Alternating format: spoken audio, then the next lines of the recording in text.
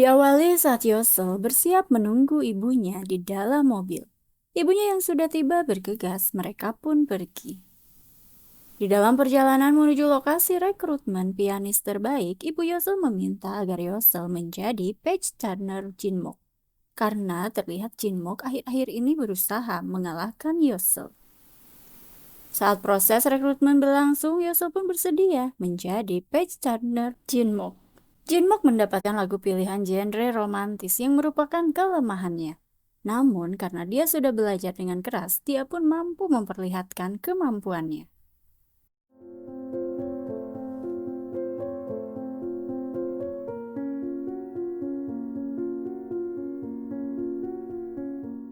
Sementara Yosel mengingat di masa kecil dia yang menemani ibunya menjadi guru les piano Jinmok. Menyaksikan ibunya meminta Jinmok untuk memainkan piano dengan penuh rasa yang dihayati, sehingga alunan nada memberikan cerita yang terpatri di hati pendengar. Namun kala itu Jinmok malah merespon bahwa lebih baik yang dia mainkan tempo dan nadanya sesuai. Jinmok enggan menerima pendapat dari guru les. Saat itu Jinmok mengadu ingin kepada ayahnya mengganti guru lesnya. Menurutnya guru les kali ini membawa anak yang selalu mengganggunya dan juga tidak kompeten. Saat selesai memberikan performanya, Jinmok mengira bahwa Yosel akan memperlambat saat membuka halaman berikutnya. Namun, Yosel mengungkapkan tidak perlu dia melakukan itu, karena menurutnya kemampuan Jinmok di bawah dirinya. Jelas saja Yosel merupakan siswa terbaik nomor 1 jurusan piano seni SMA Hanjo. Giliran Jinmok yang bersedia menjadi page turner untuk Yosel. Yosel mendapatkan lagu sulit di mana para lelaki berjari besar pun tidak akan mampu memainkan nada ini. Jinmok teringat dalam kenangannya saat kecil dia memohon kepada ayahnya untuk mengganti guru lesnya. Ayahnya hendak memberhentikan ibu Yosel. Namun Ibu Yosel memohon agar dia jangan diberhentikan. Dan dia pun berjanji akan semampunya mengajari Jinmok dengan lebih baik. Tiba-tiba Yosel memainkan piano dengan lugas bicara kepada Jinmok bahwa ibunya meminta Jinmok memainkan piano seperti dirinya sekarang. Ibu Yosel tidak menyangka anaknya bisa memainkan piano sebagus itu karena dia pun tidak pernah mengajari anaknya bermain piano. Bergegas ibunya membawa Yosel dan mereka pun pergi dari kediaman Jinmok. Di masa kini, Jinmok yang mencoba membalikan halaman, dia menjatuhkan kertas not balok, nampak sengaja. Namun dia pun beralasan gugup dan meminta maaf kepada juri. Saat hendak mengambil kertas not balok tersebut, Yosel menghalanginya dan Yosel memainkan piano tanpa not balok. Terlihat begitu mahir memukau semua yang ada di ruangan. Namun Jinmok terlihat amat kesal. Di ruang gelanggang olahraga, Chansik diingatkan oleh pelatihnya agar fokus karena ini percobaan ketiga untuk memenangkan medali supaya bisa masuk universitas dengan mudah. Namun Chansik malah tersulut emosi karena di podium penonton terlihat olehnya tas ibunya terjatuh oleh wanita bermantel zebra dan tidak meminta maaf. Tapi pelatihnya meminta agar Chansik fokus saja ke pertandingan. Terlihat oleh Chansik, wanita itu menjatuhkan minuman ibunya. Dia makin naik darah dan berteriak menyalahkan wanita bermantel zebra agar meminta maaf kepada ibunya. Ditenangkan oleh ibunya yang berteriak bahwa ibunya baik-baik saja, dia pun tidak perlu mengkhawatirkannya. Terlihat oleh Chansik, wanita bermantel zebra membentangkan spanduk bertuliskan Junho. Chansik pun masih berteriak meminta Junho agar segera menyuruh ibu Junho untuk meminta maaf kepada ibunya. Seketika pelatihnya meminta maaf kepada ibu bermantel zebra atas kegaduhan anak didiknya. Chansik lantas diingatkan oleh pelatih bahwa Junho adalah atlet nasional lompat tinggi. Dia di posisi nomor 1 lebih tinggi dari Chansik. Chansik pun tidak terima dipanas-panasi oleh pelatihnya betapa unggulnya Junho dibandingkan Chansik. Chansik pun seketika meminta wasit untuk menaikkan ambang batasan lompatannya menjadi 5,30 meter. Hal itu membuat gugup sang pelatih. Chansik melancarkan lompatannya dengan sukses, berhasil melewati ambang batas mistar, membuat bangga ibunya, dan mengejutkan penonton lainnya, termasuk pelatihnya yang amat tidak menyangka. Seketika Chansik menjadi atlet nasional lompat gala dari SMA Atletik Wojeng. Cansik yang seketika menjadi angkuh meminta kepada wasit untuk menambahkan batasan lompatannya menjadi 5,50 meter. Hal itu membuat pelatihnya amat tercengang. Masih di tempat rekrutmen, Yosel menghampiri ibunya. Dengan bangga dia menyatakan bisa mengalahkan Jinmok hanya dengan mengandalkan kemampuannya. Ibu Yosel lalu menghampiri Jinmok bertutur kata seolah membanggakan penampilan Jinmok tadi. Namun direspon negatif oleh Jinmok yang tidak memperdulikannya. Yosel pun lalu meneriaki Jinmok bahwa dia tahu Jinmok tadi sengaja menjatuhkan kertas not balok. Namun Yosel pun amat berterima kasih karena dia bisa menunjukkan kemampuannya yang jauh lebih unggul ketimbang Jinmok. Yosel pun pergi melaju dengan anggun bersama ibunya.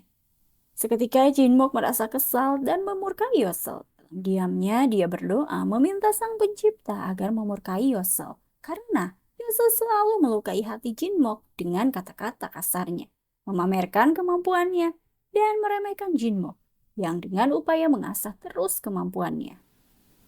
Dalam doanya menjelaskan bahwa Yosel tidak bersyukur dengan talenta yang ia dapat dari sang pencipta, meminta penghukuman untuk orang sombong seperti Yosel, meminta disadarkan akan kesombongannya.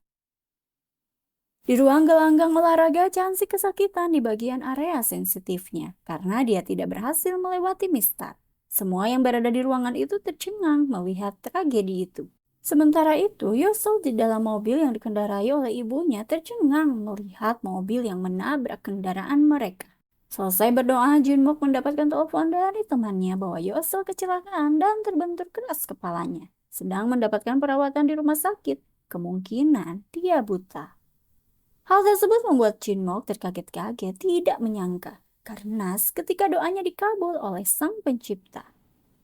Di rumah sakit, dokter pun menjelaskan kepada Ibu Yosel bahwa saraf optik Yosel rusak dan jarang dalam kasus ini bisa melihat lagi. Ibu Yosel seketika meminta agar dokter melakukan transplantasi kornea dari kedua mata Ibu Yosel. Namun dokter menyatakan kornea Yosel baik-baik saja, tapi saraf optiknya yang bermasalah dan tidak mungkin dilakukan transplantasi. Ibu Yosel pun mengkhawatirkan bahwa putrinya tidak bisa bermain piano. Dokter terheran-heran, bukannya mengkhawatirkan kesehatan putrinya, malah piano yang difikirkannya. Ibu Yosel seketika mengamuk dan tidak terima diagnosa dokter. Dia lanjut mengajak putrinya pergi dan mencari rumah sakit lain. Berada di rumah sakit yang sama, Cansik dan ibunya pun bersyukur karena kondisi Mr. P-nya hanya lecet dan tidak perlu dikebiri. Namun dokter menyatakan bahwa Cansik mengalami spondilosis. Untuk itu harus mengoperasi tulang belakang Cansik. Dan dokter pun menyarankan selesai operasi, Cansik tidak bisa melakukan olahraga yang berat. Masih berada di rumah sakit, Cansik dikagetkan dengan tongkat milik Yosel, yang dia pun meminta maaf, memintanya untuk mengarahkan ke atap gedung karena ada yang ingin bertemu di sana dengannya. Cansik lalu mengantarkan Yosel ke atap gedung rumah sakit. Jinmok yang tiba di rumah sakit melihat Yosel yang tampak memang buta. Sampai di atap gedung, Yosel menanyakan apakah ada orang selain mereka. Cansik pun menjawab bahwa hanya mereka yang ada di atap. Yosel lalu berterima kasih dan Cansik pun pergi pamit.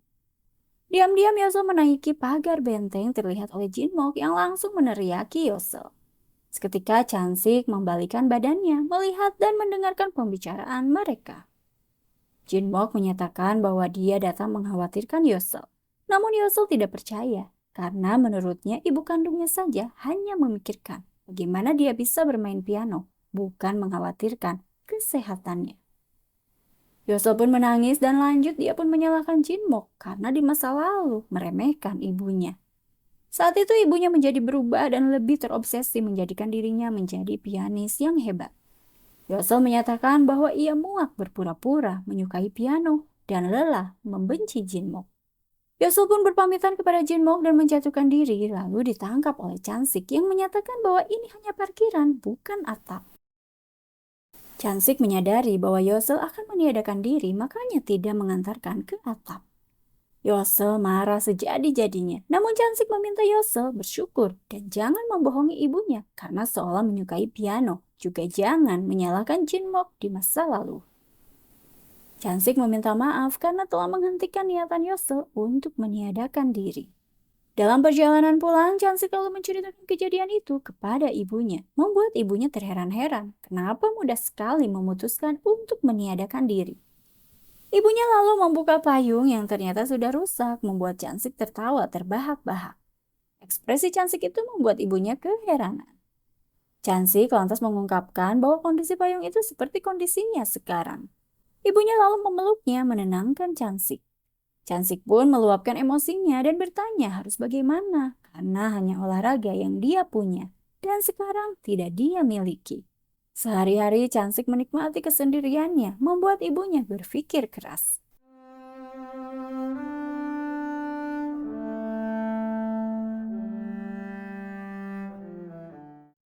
Di kediamannya, Ibu Yosel mempersiapkan segala kebutuhan untuk Yosel berlatih piano. Dia pun menjelaskan bahwa mulai besok Yosel akan berlatih dengan guru piano khusus tunanetra. Dan ibunya yang akan menjadi pemandu di sekolah agar memudahkan Yosel beraktivitas. Yosel lalu jujur untuk pertama kali kepada ibunya bahwa ia akan rajin sekolah dan rajin belajar sampai lulus dan akan berhenti bermain piano. Hal tersebut membuat ibunya terkaget-kaget akan keputusan sepihak itu. Ibu Chansik lalu mengajak anaknya makan bersama karena dia akan menjelaskan mengenai ayah Chansik. Chansik pun mengetahui fakta bahwa ayahnya seorang pianis hebat, membuatnya menyadari mengapa ia menyukai musik piano.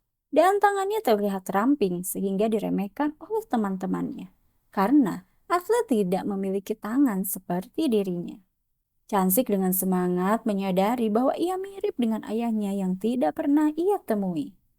Ibu Chansik menjelaskan bahwa ayah Chansik tidak mengetahui Chansik adalah anaknya. Karena saat itu di masa lalu setelah putus dia baru mengetahui bahwa mengandung Chansik.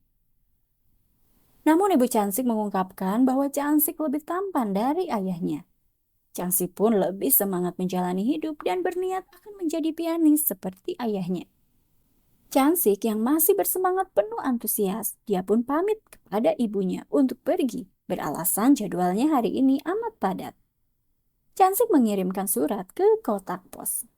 Saat hendak pergi ke sekolah, Yosel menolak diantar oleh ibunya. Ibunya pun menanyakan mengapa Yosel memberontak. Kekeh dengan keputusannya, Yosel meminta ibunya diam karena dia akan pulang dan pergi sendirian. Hal tersebut terlihat oleh Jinmok yang mengikuti Yosel. Yosel yang terus berjalan hampir ditabrak oleh sebuah mobil, namun dia tertahan oleh Jinmok yang memegang tangannya. Yosel pun mengomel mengira itu tangan ibunya, dia menolak untuk dibantu. Namun Jinmok tak merespon dan hanya berdiam diri tetap mengikuti Yosel. Menemani Yosel berangkat ke sekolah menggunakan kereta. Chansik tiba di sekolah seni tempat Yosel dan Jinmok bersekolah. Dia mencoba untuk pindah ke sekolah tersebut, namun ditolak oleh guru Yo. Karena sekolah seni ini hanya menerima murid baru saat ajaran sekolah baru, bukan menerima pindahan siswa. Di tempat yang sama, Jinmok bersedia menjadi pemandu selama bersekolah untuk Yosel. Namun Yosel menolak dan bertekad akan mencari orang lain. Guru Jiha lalu memberikan solusi lain, yaitu memanggil Ibu Yosel untuk jadi pemandu. Karena tidak ada murid lain yang bersedia menjadi pemandu. Saat Yosel hendak menolak, terdengar suara lantang Chansik yang siap membantu Yosel menjadi pemandu. Chansik pun menghampiri Yosel dan berlutut agar Yosel mau dipandu oleh dirinya. Karena dia amat ingin berada di sekolah ini. Chansik pun disuruh keluar oleh guru Yo yang menurutnya membuat gaduh. Yosel meminta agar Chansik pergi dan tak perlu menjadi pemandunya. Chansik yang masih memohon diminta juga oleh Jinmok agar bergegas pergi. Namun kala itu Chansik terus membujuk Yosel dan Yosel pun akhirnya menentukan pilihannya, yaitu Chansik. Pembelajaran Ibu Jiha pun dilakukan di kelas di mana Chansik menjadi pemandu Yosel di hari pertamanya penuh dengan kekocakan. Di mana dia salah mengeja terus membuat Yosel terheran-heran. Yosel hendak menggosok gigi, dia dihampiri Jinmok mempertanyakan keberadaan Chansik. Yosel pun enggan menjawab. Jinmok lebih lanjut bertanya mengapa Yosel memilih Chansik ketimbang dirinya. Yosel mengungkapkan harusnya Jinmok mengetahui seberapa besar dia membenci Jinmok. Yosel pun terheran-heran menduga Jinmok baik terhadapnya karena kasihan melihat dirinya kehilangan penglihatan. Yosel meminta Jinmok agar berhenti bertingkah seperti ini kepadanya, karena Yosel merasa seperti kotoran. Lanjut, Yosel menyatakan jika dia di peringkat 1 lagi dan Jinmok bersikap baik seperti ini, maka dia akan mempertimbangkan untuk berteman dengan Jinmok. Saat pulang sekolah masih setia menjadi pemandu bagi Yosel, Chansik menanyakan jam berapa dia harus menjemput Yosel. Namun Yosel menolak dan meminta Chansik agar berpura-pura menjadi pemandunya, karena menurutnya dia hanya tidak ingin ibunya menjadi pemandunya. Dan Chansik hanya butuh alasan untuk datang ke sekolahnya. Di hari Minggu, Chansik amat sibuk belajar di perpustakaan. Bahkan saat berjalan pun dia masih membaca. Saat di kelas menjadi pemandu Yosel, murid lain dibuat takjub akan kejeniusan Chansik mengenai teori-teori yang dia pahami dan dia jelaskan kepada Yosel. Saat Chansik hendak mengantar Yosel pulang, Yosel menolak untuk diantar. Mereka pun berpisah. Namun terdengar oleh Chansik bahwa Yosel ribut dengan seseorang. Terlihat olehnya Yosel dituduh oleh pemilik anjing memukul anjingnya. Dengan lantang, Chansik meminta agar hal ini dibawa ke kantor polisi dan menyertakan CCTV hingga dapat diketahui fakta yang sebenarnya terjadi. Pemilik anjing lalu pergi berlalu enggan memperpanjang kasus ini. Sontak Yosel meminta agar Chansik mengantarkannya pulang. Yosel pun diantar Chansik menaiki sepedanya.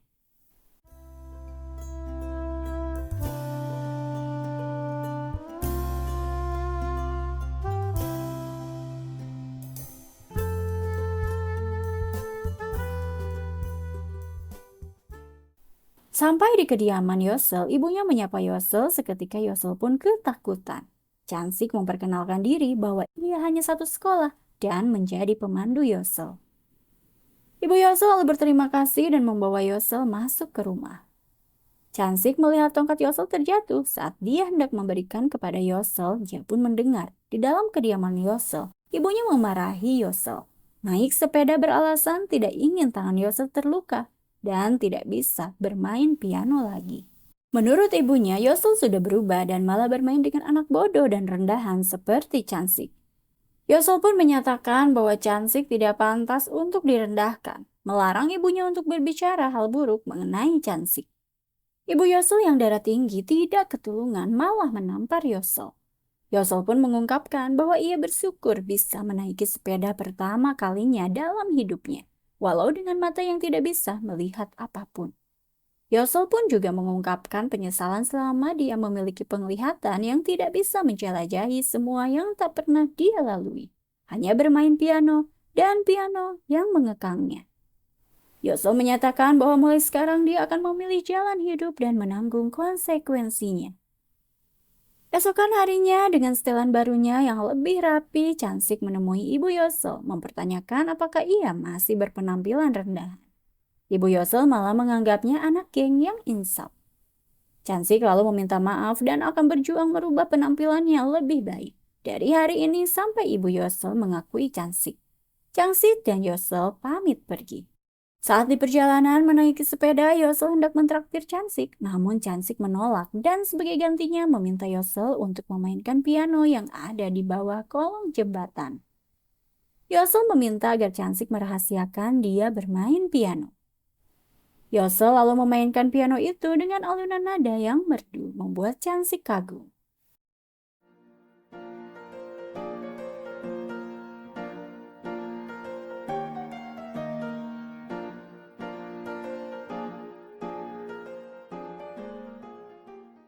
Chansik pun menceritakan kepada ibunya mengenai kekagumannya terhadap Yosel yang mahir bermain piano.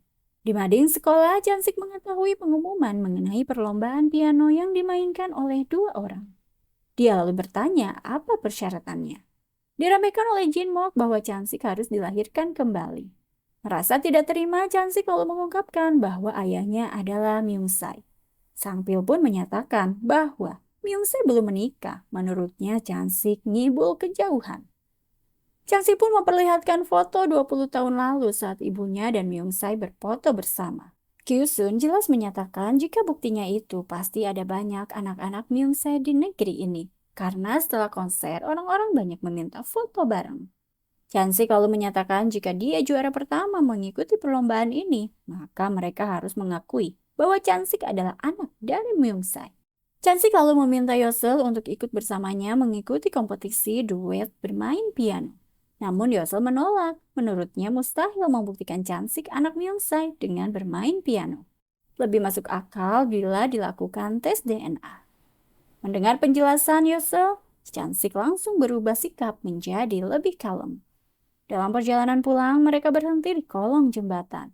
Chansik lalu meminta Yosel untuk mendengarkan dia bermain piano.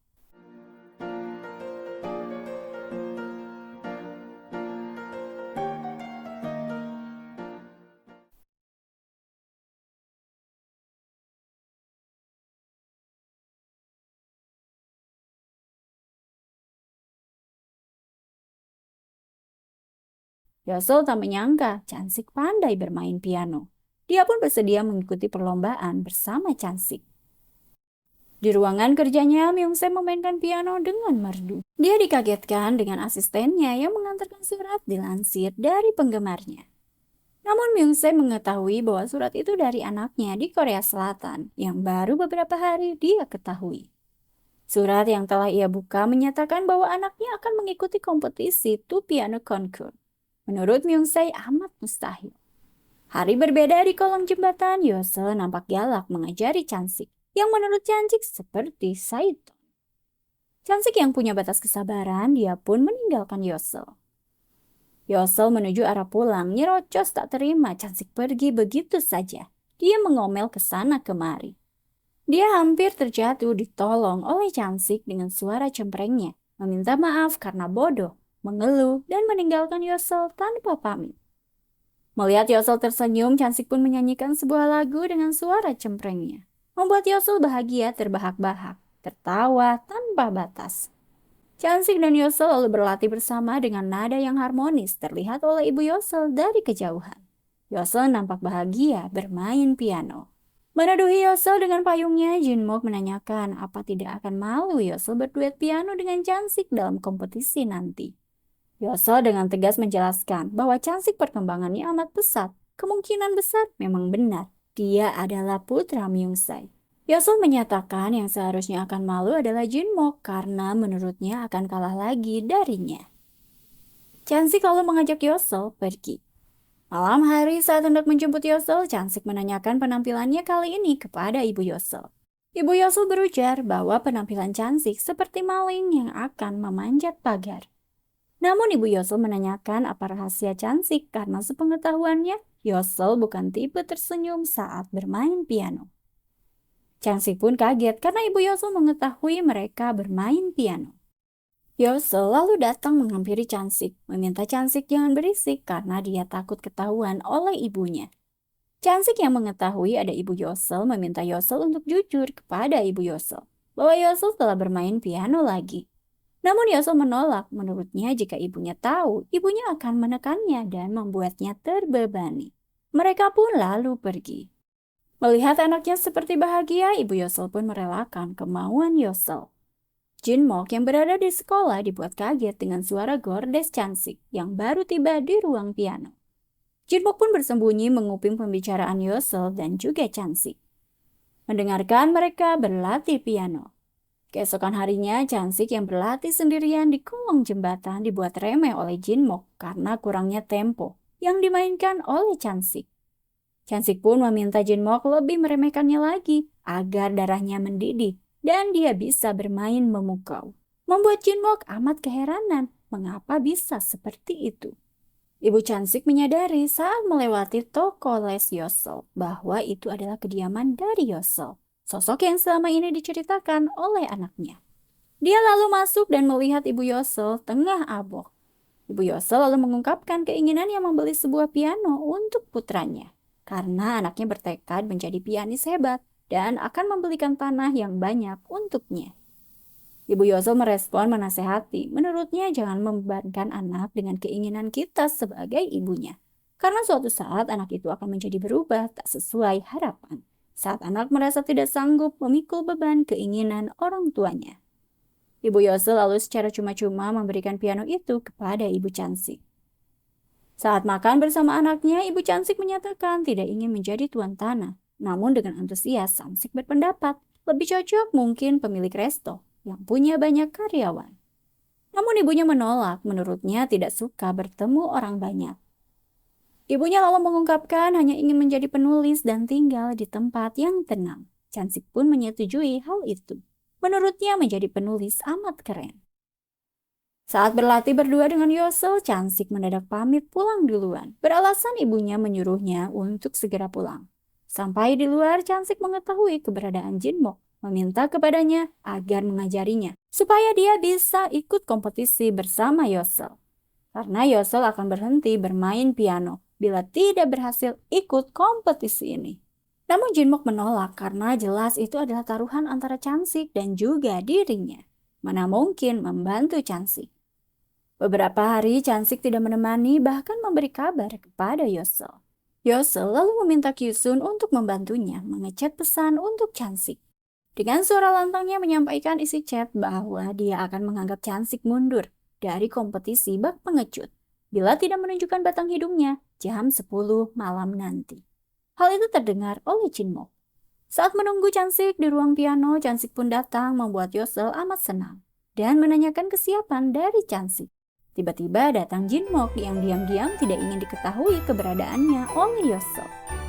Yosel lalu meminta Cansik memainkan nada, dan Jinmok pun bersiap seolah Cansik yang memainkan piano.